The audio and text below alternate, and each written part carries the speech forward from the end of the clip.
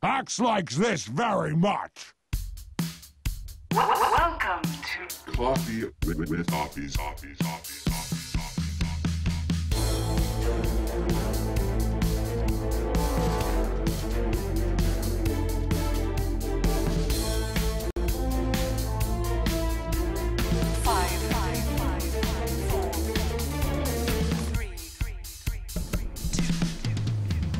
Let's do this. Good afternoon and welcome to another episode of Coffee with Toffees, a special afternoon edition. I'm sitting here, it's 3 o'clock in the afternoon. I've got my coffee with Toffees here as we sit and get ready for a great show brought to you by the folks at Razor and Betway.com, supporters of small content creators, so you should support them too. It's going to be a great show. We're going to start out with the news, and then I will be joined by my guest, someone that you're probably pretty familiar with if you're a fan of NA Dota and you're a fan of the show, and that is Fluff and Stuff. So make sure you check him out. Fluff, how are you doing today? I'm doing good. Awesome. So he's going to be here as sort of my co-host to start this thing off, and then we'll get into talking a lot about Fire and other parts of sort of his game, looking at majors and where he's come from to get to this point. Now, don't forget, guys, if you want to support the show, you absolutely can do that, and you can do that by going over to patreon.com/toffees and contributing. Right now, we do have equipment sponsors, but that is about it. So we've lost all of our monetary groupings. We're looking for some new sponsors for the show. So if you want to help pay for it, you're more than welcome to. I hate selling out, but it's what I have to do to pay the bills, man. Hosting is far more expensive than I wish it was. That said, let's get right into the news portion of this show. First up, the Non-Yang Dota 2 Championships, and I hope I said that correctly, have officially announced their invites, and they've invited Secret, Fnatic, and Virtus Pro to the on-site tournament for the $2,000 prize pool. Now, I don't know much about this. I go to the website, Fluff, and all I see is what looks like a giant advertisement for a hotel and convention center. So it sounds like this is one of those tournaments where they're really looking to promote an event venue space as much as promote esports. And I don't know if you've had a chance to look at any of that stuff yet, but it looks fantastic. But that's all I really know about the tournament. Do you have a link? Yeah, it's nanyang.gg, Nanyang, and I can link that to you in our, I'll put that in Twitch chat if anybody wants to see what it looks like. But pretty crazy venue is all I can really say about that. I was looking at Liquipedia, I don't see anything on it. Yeah, from what I understand, the announcements are fairly recent, and it just, I don't know, it's one of those pop-up tournaments where some teams get invited, you kind of wonder about it, and I'm curious to see how it goes. Sort of like the Gaming Resorts tournament that was just announced a couple of weeks ago. Similar idea, I think, of showcasing a venue through the popularity of esports. So, next piece of news, and we'll just roll right through this because I really want to get to talking to Fluff at the back end of the show, and that is that ESL New York Open qualifiers continue. We just watched the wrap-up of Monkeys versus Vega, which was a very good series. If you didn't get a chance to watch it, go watch game 1 and 2. I heard 3 is ending in a little more of a stomp than expected, but still a very good game. That said, the next game is going to be Alliance versus Ninjas in Pajamas. I will be watching the end of that once we wrap up here, but that should be a pretty good game as well. So some new rosters being revealed over there. But the reason we bring it up is the invite list has been finalized for New York Open, or for the New York ESL, and that is going to be Secret, Virtus Pro, CDEC, and Evil Geniuses. So Virtus Pro and Secret looking like they're having a pretty big start to the season as far as invites go right out of the gate.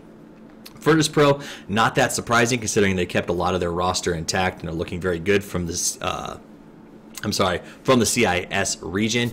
CDEC, an interesting invite here. Do you think that this CDEC invite for ESL Open, or ESL New York, I don't know why I keep saying that, is directly because of their performance at TI? Definitely. I mean, but it's also in part due to the fact that they're definitely going to keep the same roster, and that's a huge deal for them. Yeah. I think ESL is one of those companies that really values the hype. I mean, for example, I think they're letting cosplayers in with like premium tickets or VIP tickets or something like that. They're really building into the community, and I think they want to get as much traction as possible. That makes sense. If you talk about this stuff, I know they had they had cotton candy machines and clowns, and I think jousting and some sort of like fire eating and lions and acrobats at the last ESL. That's not true, but they went over the top. From what I understand, it was quite the event to go to. So I think you're absolutely right about that. They like building the hype. They like having sort of a big event. And CDEC, is one of those darling teams. Later on, I'm going to ask you a little bit about the Chinese scene and how, in TI2, it was very East versus West sort of battle of the regions. Whereas this year, when I sat in TI, and I know that you were there, you got a chance to watch it, it felt like the stadium was cheering for teams like CDEC. The stadium, which was a largely Western audience, even when they were playing Western favorites, was behind CDEC's play. They were like, these are dark horses. We love them. So, I don't know. Did you get that feeling from the audience there?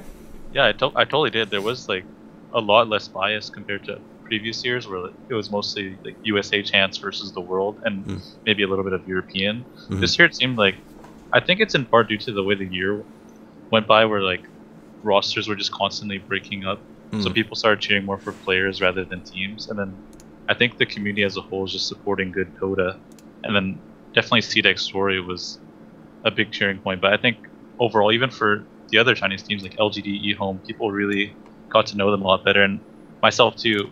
With eHome, like those interviews with ROTK were really powerful, I thought, and made me really want to cheer for them, wanted to win. It was one. I would go as far as say they were so powerful you could almost not cheer for them. Like the part where he just puts his head into his hands, you're just like, your heart breaks for the guy, and you're like, I have to cheer for his team. So that combined with the Casey Atchison interview, that was probably the best interview I've seen with him.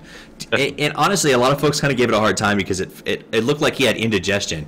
But what I was told afterwards is that he was really being encouraged by Casey to try and use the English instead of the translator. And that was a struggle coming off of the nerves of the game he had just played. So I thought that was a really cool interview that he chose to do. All right, next piece of information we've got. Major League Gaming has also announced that they are inviting Secret to the finals. So Secret gets another invite. That is 3 major LAN invites in the matter of a couple of days. Now, this is an interesting thing, right? Because, Fluff, when we talk about Team Secret, we still sort of think of the super roster of the last year, right? They got all these fans built around this sort of like New York Yankees mentality.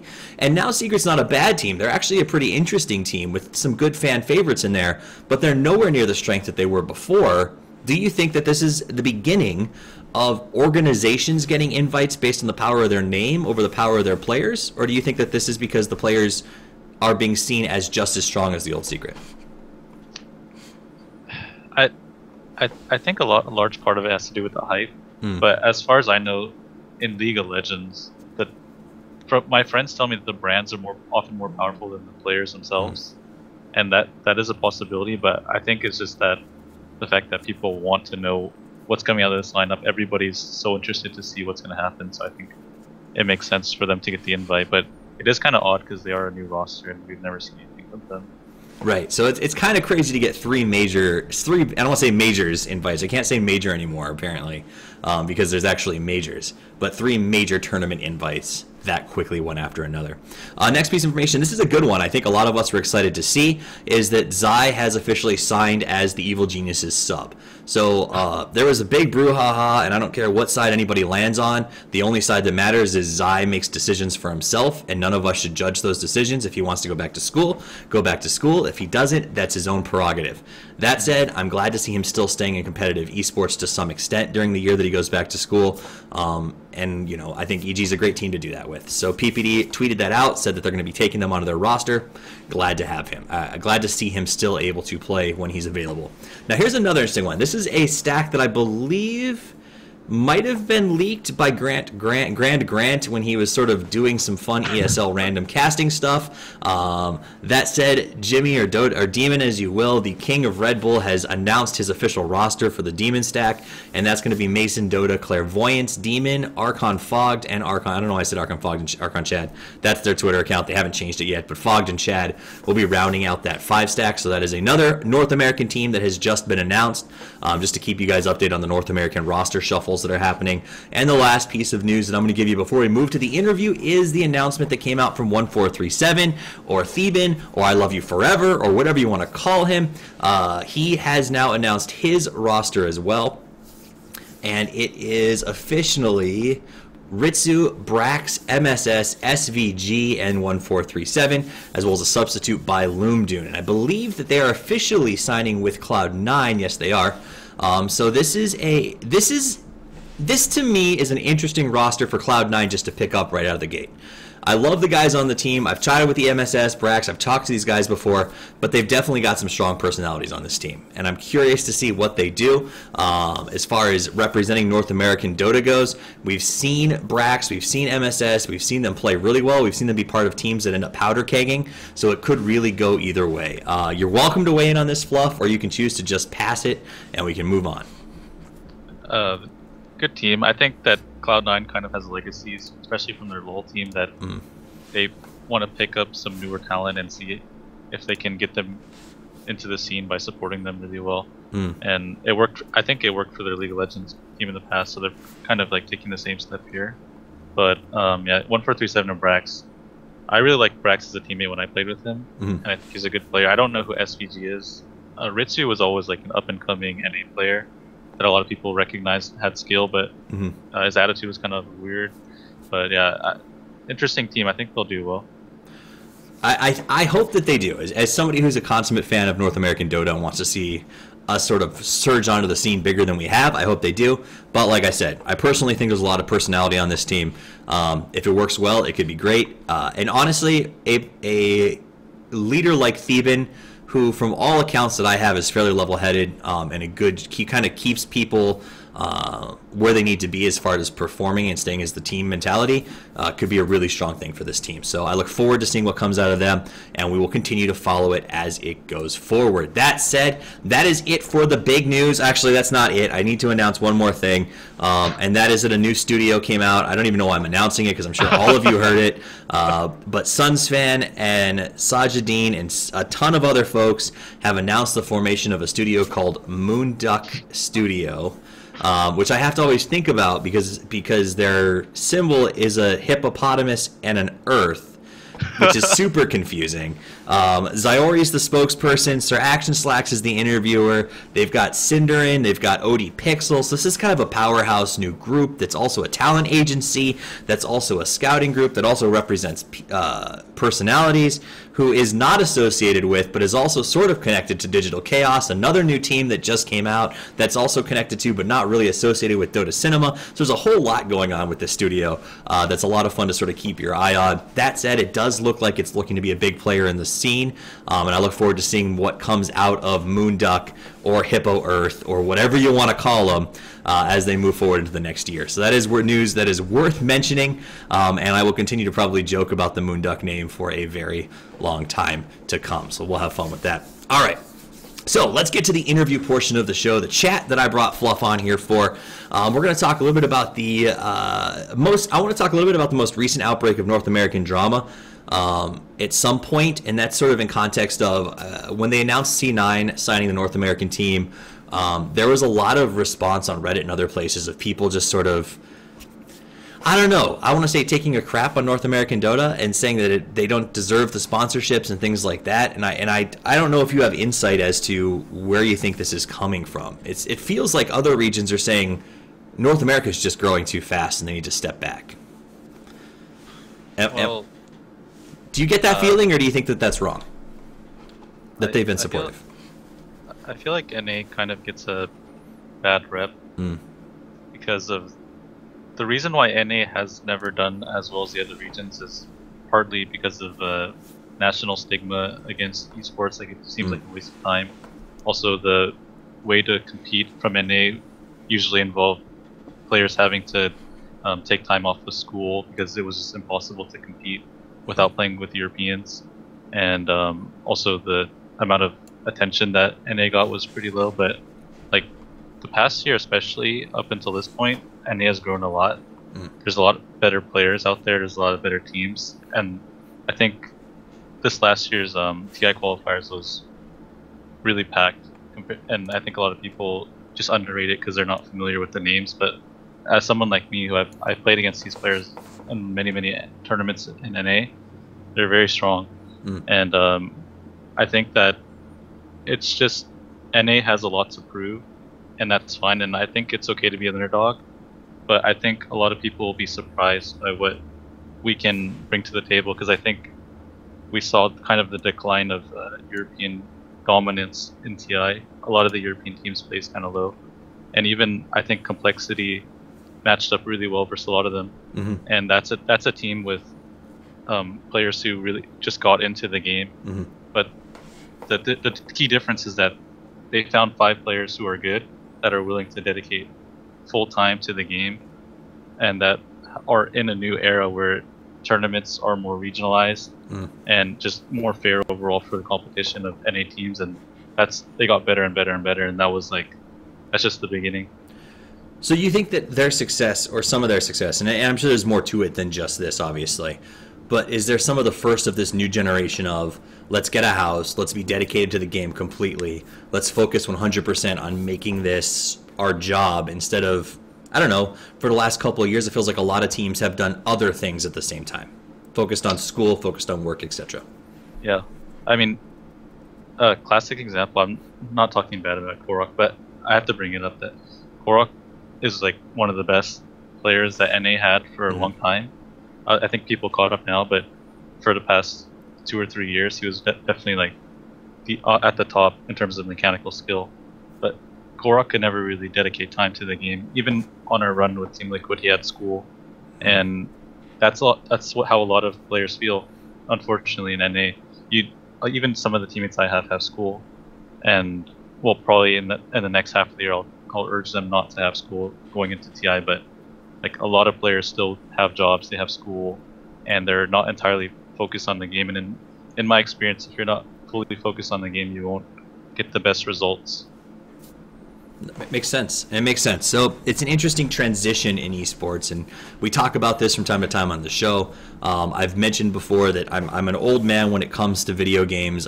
My first video game was on MS-DOS. You know, I've been doing this since the beginning. I remember when LAN tournaments consisted of putting your computer in your car and driving to another school and sleeping on the floor and hoping to win a 6-pack of beer. It's a totally different ball game, and it's been evolving so ridiculously fast that is a weird change that we're sort of seeing emerge, and especially in a North American environment where we want to focus so much on our education, and video games have always been sort of, I don't want to say a taboo, but something that kids do, and that's something that, you know, I hear still today. That's a tough transition to make, especially when you're a player who's most commonly, I'd say most players are between 17 and 23 years old-ish, maybe 25. Yeah. And that's a period where family, friends, parents are saying, hey, it's time to get out there, it's time to move out of my house, it's time to get a job or go to school. Is that a tough thing to square? Is that a tough thing to sit down and say, hey, family, that's not what I'm prioritizing right now? Yeah, that's the struggle that every player has to go through. I think players have a camaraderie amongst each other where they just recognize that they all went through the same struggle. It was always, you follow your passion, your parents don't understand. They always... Some players even just give up because the pressure's too high, but a lot of the players that are on top today are the ones that really took a leap of faith, because back then it's not commercially viable for us to go for this esports thing. It's something that people had a lot of faith in, and that they knew that it was getting bigger and bigger, and that they wanted to go for it. But I mean, now it's more acceptable these days. Like let's say that at TI3 I got top 8 with Team Liquid. We made 50K. If we made top 8 the next year, we would have made like 500K or something. Right. Something ridiculous. It's exponential growth. And I think that people are seeing that it's more and more viable, so they're willing to give up more. But like a lot of the top players, a lot of the vets have gone through that, where they're playing for pennies, and it's so top heavy. That makes sense. And so it is. It's easier in a way for a young up-and-comer or a phenom like a Sumail who is, I think he's 16 officially now, to say, you know, I'm dropping out of school and I'm going to play esports. Whereas back when you were in school, when a lot of our top players were still in high school, that would have been a totally different conversation to have. And I totally understand that. And have a lot of respect for those players who you guys have done that for so long and sort of been at the cutting edge of it. That said, guys, we're going to come back. We're going to take a quick commercial break for our sponsors over at Razer. Come back in just a few seconds with more chat, talk about Team Fire, and we're going to start out with Fluff's experience at TI2. So stick around and don't go anywhere. This is Coffee with Toffees. Razer Comms is a free all-in-one communication tool that allows you to stay in touch with friends both in and out of the game. With features such as friendless, groups, mobile SMS forwarding, and call notifications, Razer Comms is a communication solution for the dedicated gamer. Razer Comms' minimal in-game overlay has a panel that grabs all your messages and lets you see who is speaking in a voice call without interrupting your game. Now I'll always know who's breathing into the mic. It's always me. By pairing Razorcom's mobile with your PC, your friends can call you, no matter where you are. Welcome back to Coffee with Toffees. On this episode, we're sitting down with Fluff and Stuff, Fluff Dota. You can find him at Fluff Dota over on Twitter. Glad to have you here today. Now, real quick, for those who are fans that may just be getting to know you, you talked a little bit about this back in TI2. Why the name Fluff? I heard it was just happenstance, but is there any particular emotional connection to the name Fluff and Stuff? Well, obviously I have curly hair. When I was in elementary school, one of my best friends started calling me Fluff, Fluffy, and then we just shortened down to Fluff. And then it's just started to catch on, so that everybody in my school started calling me Fluff. And then it was also because there was 2 Brian Lees in my school, so like we kind of had to find a way to differentiate from each other. So then it just stuck with me all the way into high school. And then it was the first name that I ever made, Fluff and Stuff. I just thought it sounded cool because it rhymed, and I just never changed it. Fair enough. So that's how we ended up with the name. That's how we're going to stick there. I always like to ask, kind of get people's backdrops on why they picked the names they did. So we'll talk a little bit about, I already brought it up a little bit earlier in the show, but I watched a lot of interviews with you around the time of TI2. Now, prior to TI2, guys, basically what happened is Fluff was on a team called Fire, which, ironically enough, he's on again, and we'll talk about that history as we go through the show, that became Complexity, then went to TI2. And it seemed like all of the interviews, whenever someone talked to you, they asked you about how are you going to, or how did you try to handle the Chinese teams. Do you feel like the scene was really focused on how do we beat China, and do you still think it's that way? At the time, it was us versus the Chinese. That's the way it felt for sure. Mm-hmm. These days, probably not so much. I mean, there's still that rivalry, but that's more of a friendly thing than anything. But yeah, back in the day, the Chinese were so mechanically skilled, so teamwork oriented, and so they just didn't tilt at all, and they were scary because whenever we saw them walking, they would always walk together in uniform, and we never talked to them, we never heard anything about them. All we knew about them was that they're really good and they're better than us. That's the stigma that everybody had. And well, back in those days, my idea about it was that I didn't think we could beat them at their own game, which is they were so good at laking that I kind of threw out this theory that we should just make the game as chaotic as possible, because when you throw off their calculations, when you throw off their game plans, they kind of don't know what to do, and that kind of echoed into TI3 and TI4, where like Wisp was one of those heroes that was super chaotic that they couldn't handle, aggro tri-lanes. These type of things were things that I really thought about a lot and focused on, and I think a lot of teams caught on to that idea as well. And it seems like it almost seems like, as I sat in TI5 and I watched the games, that when I went back, because I didn't start watching until TI3, I'll be honest with you guys, I'm a latecomer to Dota. I played other games competitively, and I went back and watched, and it felt like everyone was trying to adjust to the Chinese meta back then, and now it felt this year in TI5 like a lot of the Chinese teams were playing the same meta, or were even adopting a Western style of play. I mean, CDEC had this crazy YOLO death ball thing going that it felt as CIS as anything I've ever seen in my life. Yeah. So I feel like we've sort of seen a combination of these regions, and it's been great for the sport.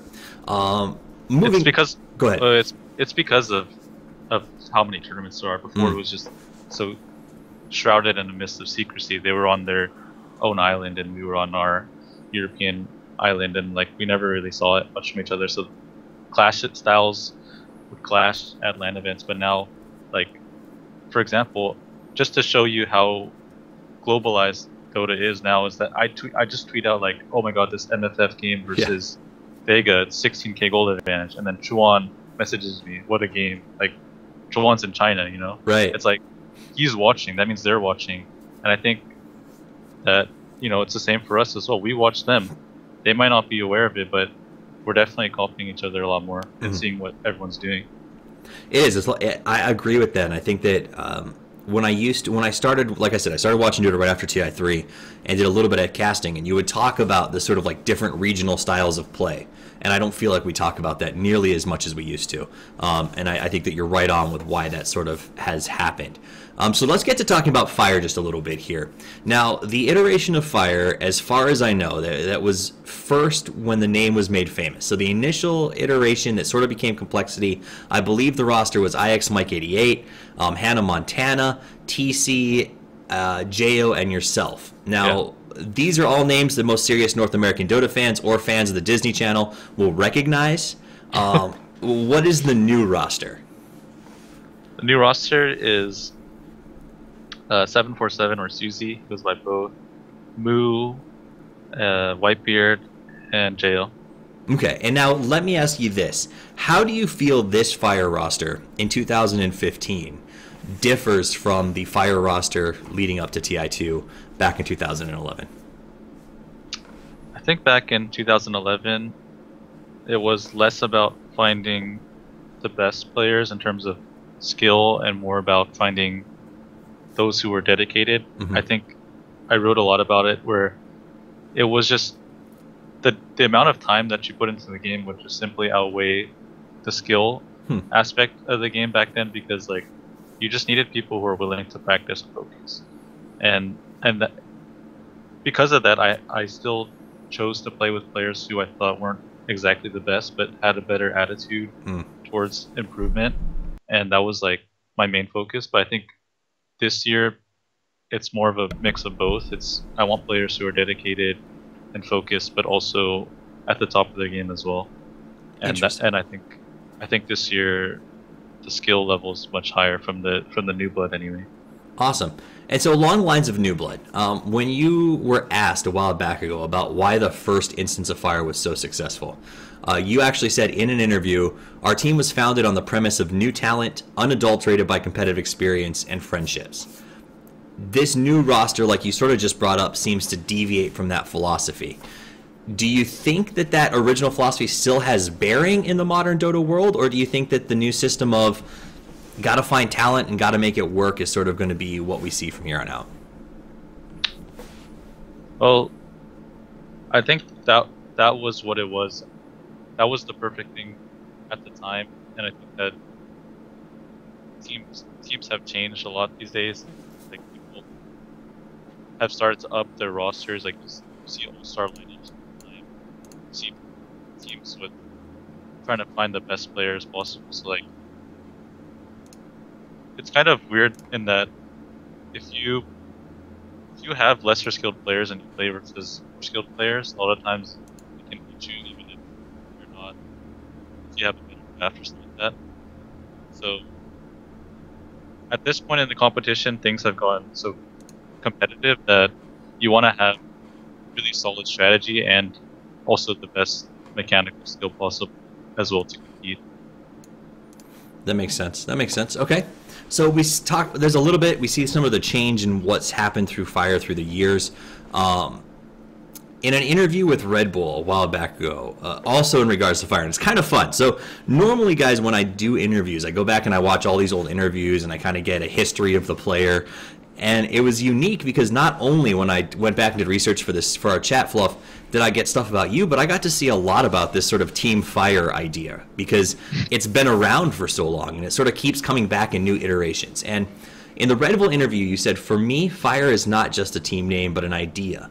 And I always try my best to live up to it. I can't say I know what everyone intends, but we're all definitely practicing hard and working towards creating a long-term goal. Now, this was in regards to that stack that you had with Demon in early 2015. Ultimately, that stack didn't work out the greatest for everybody there. But does the name Fire still hold an intense meaning for you in that in the same capacity? It definitely does. When I was a part of that team, it was kind of awkward because I didn't really think that it was quite living up to the idea. So I kind of tried to hint at that in the interview that I wasn't so sure about this roster.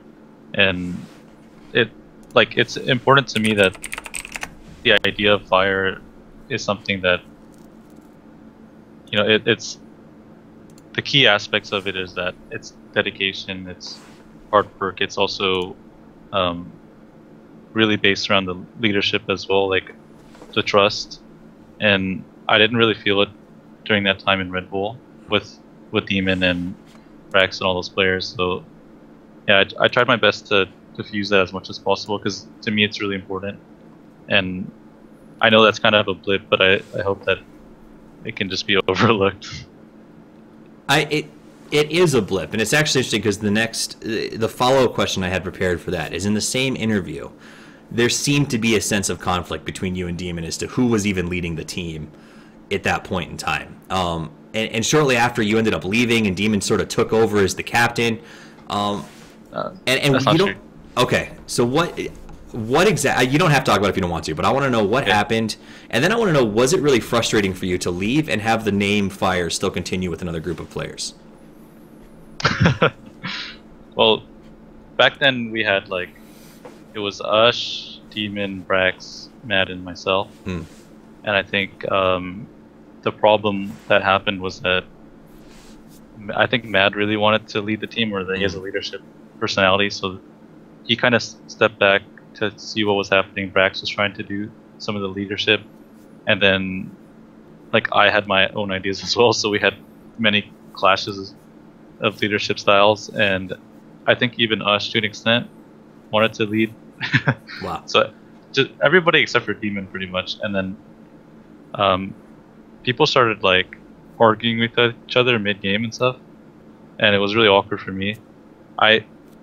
I stepped back because I recognized that like I couldn't really lead this team because everyone wanted to have a part in it, and it was just too much.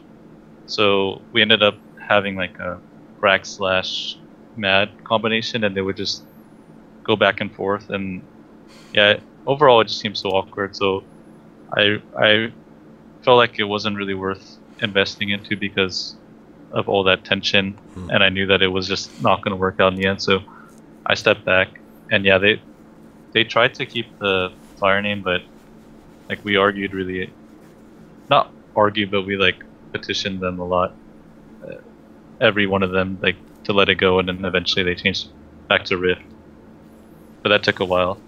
Okay. So, and I think that does show a little bit of how how the team history behind the name does mean a lot to you, that you guys wanted to get that back. And I was going to talk about this at the end, but I'll jump to it now because we sort of brought it up. And it's the idea that this isn't the first time that you've sort of been embroiled in conflict over leadership, or the first time that you've taken a step back when you felt like maybe you shouldn't have. And that, I think, I'm referring to is the Team Liquid blog that you released once upon a time, that stirred up the internet hornets. I actually wrote in my note, started an internet hurricane. And what I want to know is that blog was a big one. And I thought it was a really good read. I thought it was very interesting. It was one of my first chances to sort of feel like I was getting to know who Fluff was, if that makes sense, outside of just seeing you in tournaments. Right. What was the result of that blog on a personal level for you? Did it help? Did it end up hurting? Did you learn something from it? On a personal level, of course I learned from it. I'm always going to learn from a mistake, and yeah, I look at it as a mistake because the way that I view it is that there were like things that needed to be communicated, but not necessarily in that way, and also it didn't necessarily need to be public as well. It was something that I was really just very frustrated about. It was like a cathartic moment for me because of a year of tension between me and my teammates, and not just me and my teammates. I think individually every person on that team felt the same level of apathy towards the team, and like the thing about our team was that we were very like bottled up, so like I don't know, I just kind of took it all from each person and they kind of just exploded. But yeah, like that should never have happened, because it's very easy to see that you should never like write or send anything in anger, because a lot of times you look back and you may have over exaggerated, or just like you didn't have time to reflect and challenge those ideas and see if they were accurate or not. And not only that, but it's just way too negative. So like on a personal level, like community wise, it really damaged my reputation quite a bit, like massively. So, and that was a problem. And number two, I stopped doing blogs in general. Like or at least my idea about it is that I'm never going to do that again unless it has a positive intent, Okay. and I would never do anything negative again. So, But so you learned a yeah. lot, though. I mean, yeah, I did. I think and it's an important lesson, and I think it may be a little unfortunate that thousands and thousands of people got to be a part of the lesson with you. Reddit. But I will say this. In the blog, you had a quote that I thought was very interesting. And you said, a team is a group of 5 players who trust and respect each other, and hard work to reach universal goals set by the leader. Even if I fail, even if it means I have to restart from the ground up, I'm going to try and be the person that I would have wanted to see. If that means leaving everything I have behind me and building from the ground up, I'll do it. Is that a little bit of what this new Fire team is for you? Do you see this as a chance to sort of build a new legacy, or do you think that you've already accomplished that rebuild? It definitely feels that way. I feel that it is a way to rebuild the legacy because, like, people can say, yeah, you played with Sna and you played with Root, but playing with Sna, which was our team after I got kicked out of Liquid, that was more of me just saying, like, okay, well, I don't think I'm necessarily going to qualify. I also just got kicked off my team, which I spent like 3/4 of my year playing with. So I'm just gonna like try to relax and do my best to compete and like teach these players, mentor them, and see where we can go. But I didn't have necessarily high expectations, and there weren't many options otherwise anyway. So that's where I was going with that. And then with Root, it almost kind of took the same turn where like the whole year there was a lot of shuffling and rebranding and all that. I must have played with a lot of different players, and I think a lot of people in NA did the same as well. And by the point where like I left that team with Demon and Ush and Rax and Mad, there weren't a lot of options left to rebuild, and because of that, I kind of got put in a circumstance where like I looked for a team that I could just do my best on and see Razor what happens. Comms is a free all. It was never like truly something that I really felt like could be the best. I just felt like it could do really well if we put in the effort. This time I really wanted to start the year off like with a good mentality, with a good team that can focus and practice together on for the course of the year or whatever like that. But yeah, those teams weren't really like ideal for me. And the problem with Root was that when I joined the team, they were a group of 4 who had been playing together for like a year or so without just shuffling, rebanding, or anything like that. So I was kind of like, when I signed up with them, I was kind of promised. It was implied that they would stay together, but over the course of a couple of months, one of the players gave into the pressure and discontinued playing, and then the other player had got a job opportunity and that he could not say no to because of the pressure from his parents, and it was just a really good opportunity for him compared to Dota, which is a gamble. So then we lost two important parts of our roster, and unfortunately it was like all before TI, like right before TI qualifier, so we had to find replacements quick. Like TC joined in. TC's a great player, obviously. It's no problem. That was an upgrade even. But we had to replace Mu with Guanzo, and that created role conflicts where we had Monkeys and Mu, who were 2 players who we didn't quite figure out yet, but we had 1 week to the qualifier, so we had to like put them on roles that they weren't necessarily comfortable with, and we tried our best to practice, but like it's like teaching somebody how to play their role from scratch almost. And we experimented a lot with that, but it was just kind of ridiculous for me because like we put a lot of effort and we were playing 8 to 10 hours a day of practicing, and it's not even 8 to 10 hours of practicing only. Like I PM all the players individually after streams, like what I think they can improve on, and I get their suggestions and like talk to the team as a whole. Not only that, but I try to inspire them, like give speeches. It's like as soon as they're your next player, it happens twice. Just like All right, 1 second there because I think Skype needs to catch up with us. For some reason, the sound quality has been up and down, cutting in and out for just the last couple of seconds. So we'll let that get back on track. And I think that you did say that you substituted, you lost Moo and picked up Kwanzaa, but I believe it was it the other way around? I think you picked up Moo for the qualifiers. Yeah, so I mean we replaced Moo for we replaced him with we replaced Kwanzaa with Moo. Yeah, that's what I meant. Okay. I'm sure it could have been either way, but yeah. But and it worked out. Obviously, Moo is still with you in the new iteration here. Something I did want to ask about, and this is a purely personal question for my own benefit, Fluff, and this is in regards to the Sneaky Nyx Assassins. You sort of brought them up. They even had a symbol that had fire sort of built into it. I don't know, the SNA symbol looked a lot like the fire symbol that you guys use currently, in my opinion. I think that it was very, very cool. That said, the roster at the end of, I don't want to say the end, I'll say the peak of the shuffle, because SNA had an insane amount of shuffling that went on in that team. But I thought it was one of the first North American teams that we saw emerging that had a really good chance to sort of take that second North American spot. And I think at one of the peaks, you guys had Whitebeard, Fluff, Ush,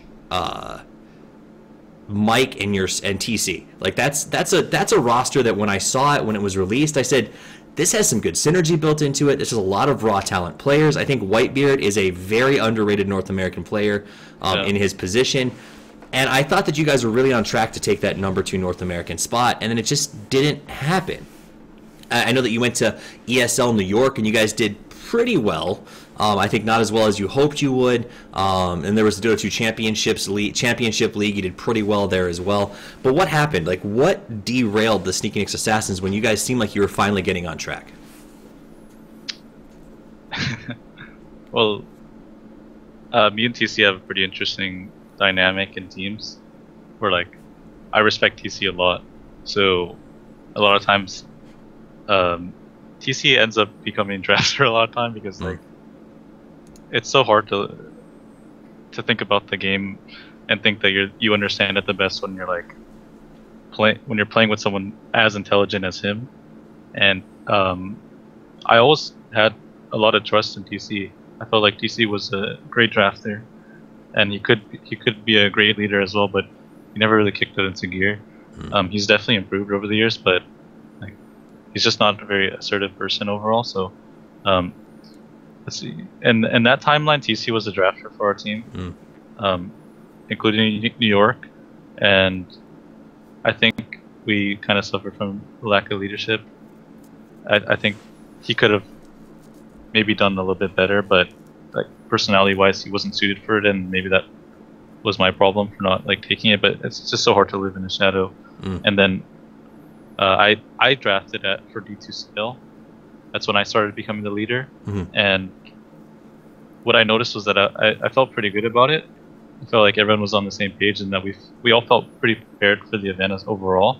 But I had a hard time adapting on the land. Like we were running stuff that we were practicing, but it didn't really quite fit into the meta of the tournament because all tournaments have different metas. Right. And for me, that was just a lesson in that I lost a lot of my leadership experience in terms of tournament setting because I hadn't been doing it for a long time because it was up to TC, and we just recently made the switch. So at that event, I was just like, well, okay, I think we felt really good about it, but ultimately this lesson is on me, and I take fault for it because if I was leading all along, then probably we would have done better.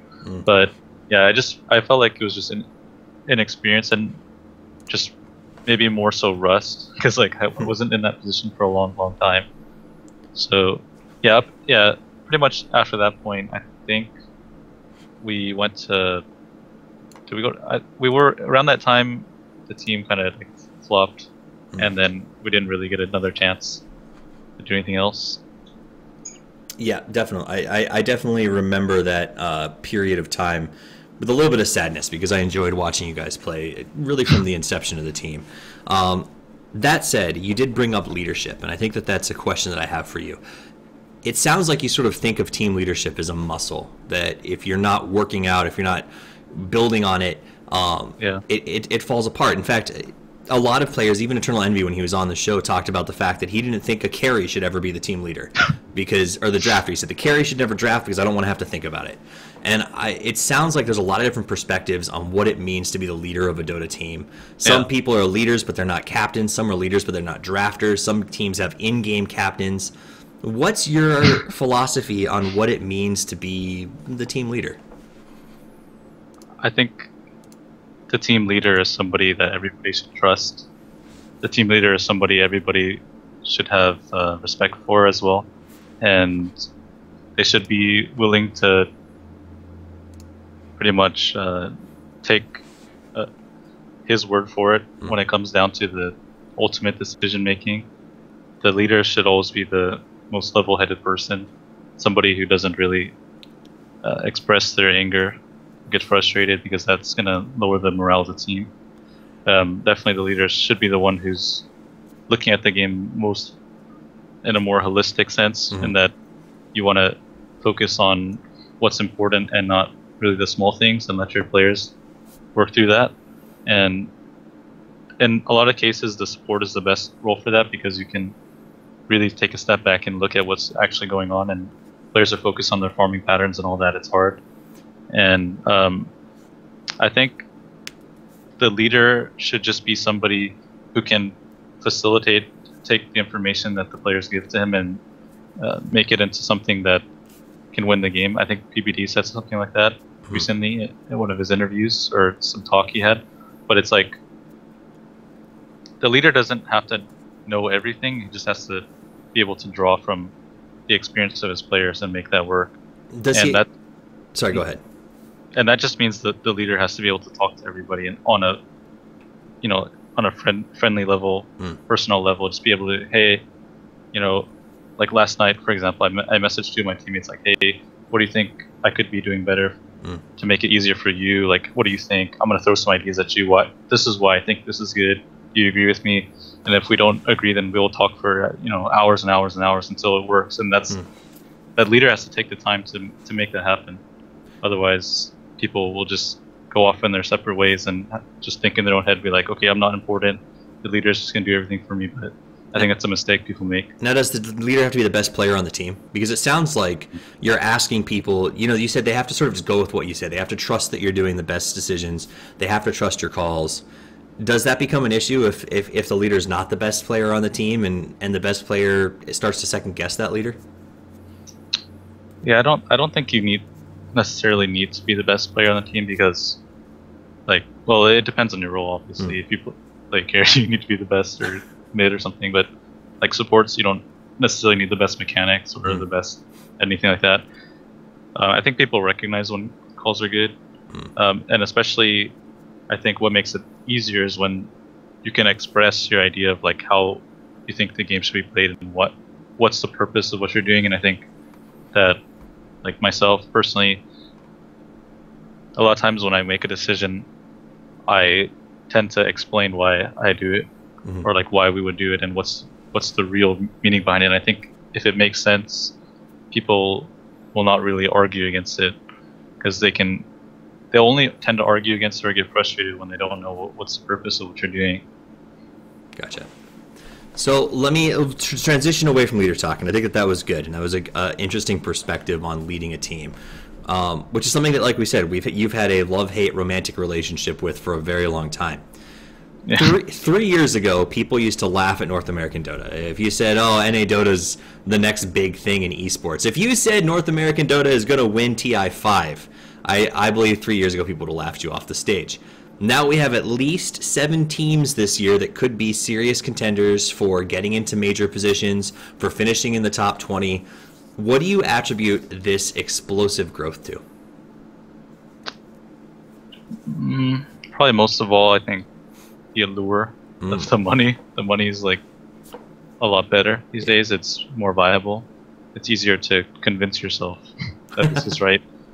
There's also a ton more opportunities. I think last year after TI there were like 4 LAN qualifiers within the first month, and that for a lot of people that was like, it's just opportunity blinking at you. And I mean, it's just a natural progression of things. I think Dota 2, like, players accelerate their skill a lot quicker than in the past because you got replays, you got high-level tournaments all the time. You have best players in the world streaming, talking about their thoughts. You have, I mean, a lot of players even have like their Ask FMs and stuff. It's just so accessible. Knowledge, information is super accessible these days, and when somebody wants to improve and they can look at all this information, they're gonna get better. And you know, that's the way it is. Everyone, it's super competitive now because everybody wants it. And do you think that North America has an advantage in the sense of there's a lot of regions that play Dota? In fact, there's actually a Reddit post today where somebody went through and found the number of players in each country. But it seems like North America has, in my opinion, a sort of advantage because of the ready availability of internet on a personal basis, strong connections, a lot of households who own the technology to log in and play Dota whenever you want to. Do you think that that's contributed to the growth of the scene, or do you think that that's readily available in other places as well and it doesn't make a difference? Yeah, I think the most important thing for Dota is just regional access. I mean, that's part of the reason why like South America and Australia have issues. Like they have good players, they have good talent, but it's very difficult to play when you don't have a equal playing field. And I think for NA, before regionalization and tournaments occurred, like there was a lot of arguing over servers. It would be like, you know, you play versus a European team. Where are they from? Are they from Russia? If they're from Russia, you always play Europe. Are they from Sweden? If they're from Sweden or something like that, you play maybe 1 US East or 2 US East, or it's a coin flip or something like that. It was always a matter of you know, online ping, you know, just playing on a fair ground, getting that experience. And I think nowadays there's good teams. You're playing at normal times. You don't have to quit school or your job. You can play on fair ping. I think it's a big deal. And not only that, but then I think the LANs play a big factor. I think LANs, a lot of South Americans ask me how they can get to the scene. I think qualifying for LANs is a really big deal for them and a really good avenue for them because, like, not today, even going to the summit twice in a row, that would have never happened in the past. Right. But, like, these days, you know, you never know. And that's pretty much their key. They want to get better. Absolutely. So then let me ask you this, and we'll sort of wrap up with this idea, is fire has been rekindled. You're starting out anew. I'm sure you guys will look for sponsors down the line, but this is sort of the rebirth of the team. We talked about you sort of emerging as a leader and wanting to sort of take this to the next level. A lot of us are excited to see what happens with it. How do you rise to the top of such a strong regional field? Because this is a much harder region than it was when Fire started in 2011. What's your plan to sort of rise to the top of that? Are you guys working 3 months at a time? Are you working a year at a time? Like, what's the future of Fire look like? Well, I think it's much simpler than that. I think strong leadership is the key, and I think while there are a lot of good teams, I think a lot of them lack leaders, and I think that personally, I don't think I was the best leader for a long time, but I feel like now I'm coming into my own skin because I've gone through like 2 years of kind of ego death in the sense that like nobody really gives a shit about me anymore, you know, and that's okay because I can be the underdog all the time, and I can play with a bunch of different people and not have this pressure on me. And through the years of playing with Snod, through Brute, I think I learned a lot about myself as a leader, and I think that now that I really feel like I should be the leader and that I can do it. And I think if teams have that, they'll be able to rise to the top. Okay, so to you, it really comes down to leadership, and key. Is it going to be the calls, or is it going to be the ability to keep the team together and focused? When you talk about the leadership, which aspect of leadership do you think is going to be more important to rise to the top of the North American groupings? Well, it's both. Okay. Definitely, but I think a third aspect of that would probably be drafting. I think draft's really important, but I think leaders bring a certain mentality to the team in terms of play style, and I think that personally, I think some play styles are better than others, and like I believe in my playstyle 100%, and I know that'll be good, and I can convince my teammates of that so that they'll be able to execute properly, not worry. And I think that when your team's confident in your ability to execute your playstyle, then your team will have an advantage over the other ones. So it sounds a little bit, and this is maybe me just putting some words in your mouth here. It sounds like you're saying the key to Fire's success is going to be me. I mean, it's everything, but I think if you look at all of the teams that place highly, a lot of them are really leadership focused. I mean, there's tons of talent. Obviously, you could try to pick out the best players in the world and put them on one team, but if there's a disconnect with their leadership structure, there's going to be issues. I mean, you really need to have people. That's why New Blood is here. It's because New Blood is just players who are good, who are willing to listen. When you have a lot of experienced players together, what happens is they just clash, and I think a lot of people start to figure out that they don't necessarily want to deal with that anymore, because that's like, they have their idea, and as long as you play with people who are willing to listen to you, you're going to be able to feel satisfied. But when you play like to just a certain extent of their potential, like you play 60% of your strategy or something like that, then you don't feel really good about it, and you start to doubt yourself, and that's just really bad. So I think it's not about me so much as the fact that the team should be able to trust in somebody and respect that person, because I think the problem with a lot of teams is that they don't necessarily respect each other. Like, they do to some extent, but they're still holding on to their ideas. And like, when someone has an idea and another person has an idea that's different, like if someone's not being heard, they start to resent the other person, and it might be small levels of resentment, but over time it starts to blow up, and I think that's really unhealthy. And I mean, like, I think that it just takes a leader to make a team, because like a lot of teams are just, I don't know, they kind of random or not really focused, I should say, and that's a weakness. Okay. Now, talking about other teams, just out of curiosity, is there another, in this huge shuffle, we've come up with so many North American teams that look like they're going to be competitive. Is there one in particular that you're excited to watch and sort of see how they do, or one in particular that you're scared of? Oh, well, as an American, I'm interested in seeing all of them. Okay. Like, I'll tune into every match. But I think that I like the Cloud9 team. Digital Chaos, obviously interested to see what they're going to do, but at the same time I'm kind of skeptical, because like, I'm not sure. I guess for user leader, and I actually have played versus him a couple times on 5 Pencils 1 Case. That was his European team. I think he led that. I didn't notice him at the time, but now I recognize it because they said 5 Pencils 1 Case when I was talking about him. And I think that team was pretty good, actually.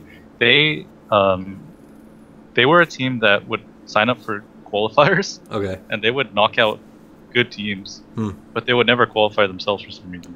Okay, that was a weird part. So you think that they could be interesting because they've got sort of this whole New Blood leadership thing going on? Yeah. I mean, they're kind of like Power Rangers. You know when Power Rangers are coming up? Yes.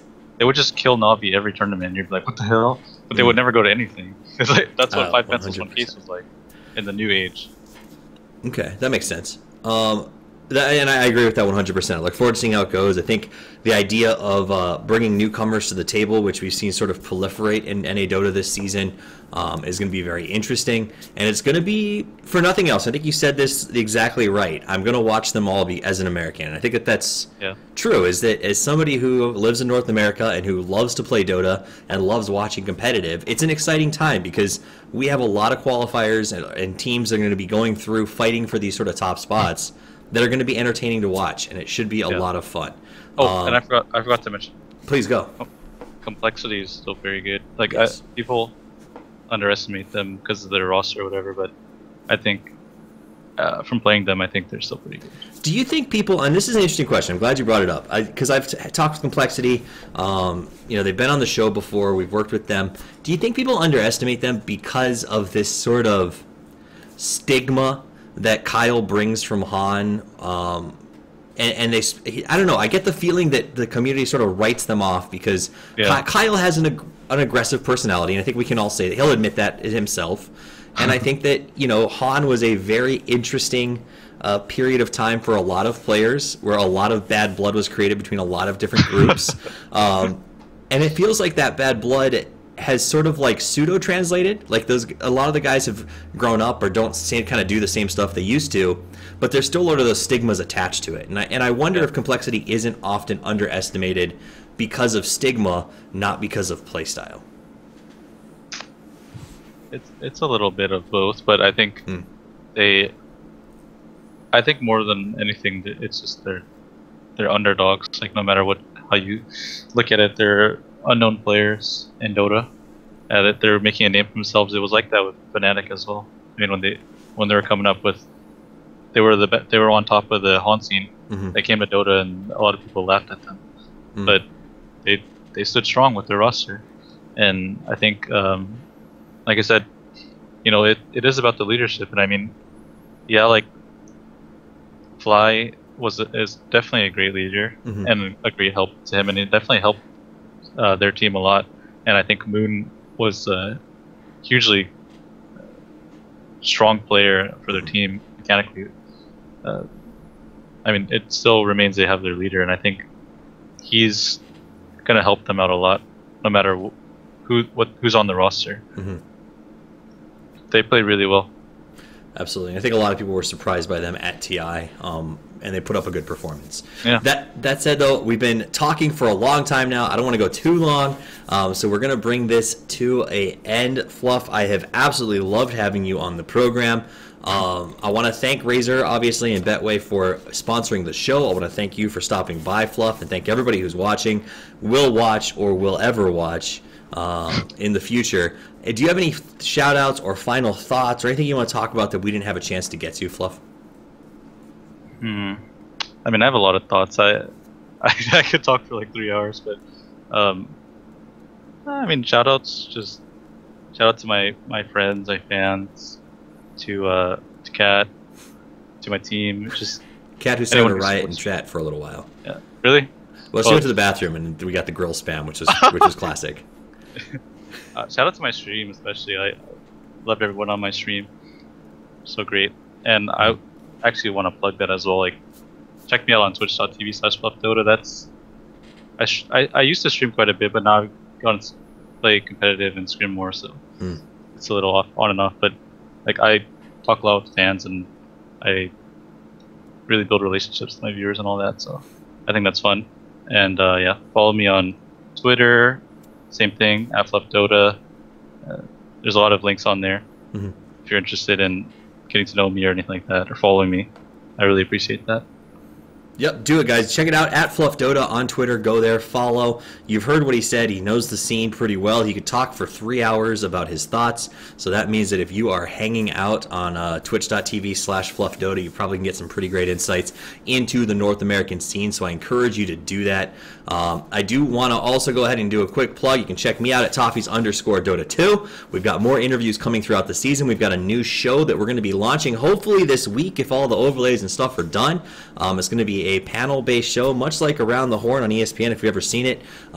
It's going to be Around the Pit, and it's going to basically, we're going to go through a list of topics. Each topic has 8 to 11 minutes to be covered, and we'll be giving out arbitrary points for interesting comments or thoughts by the panelists, and the winner at the end wins the Aegis, and that Aegis means that they get to have themselves a monologue and a soapbox. So it should be a lot of fun. Check it out if it sounds interesting. If it doesn't, check it out anyway, and that should be coming out either this week or next week. Thanks again to Fluff for being here. If you want to support the show, patreon.com/Toffees is the way to do it, and that is literally all that I have for you guys this afternoon. So have a wonderful day, play more Dota, and as always, Toffees out.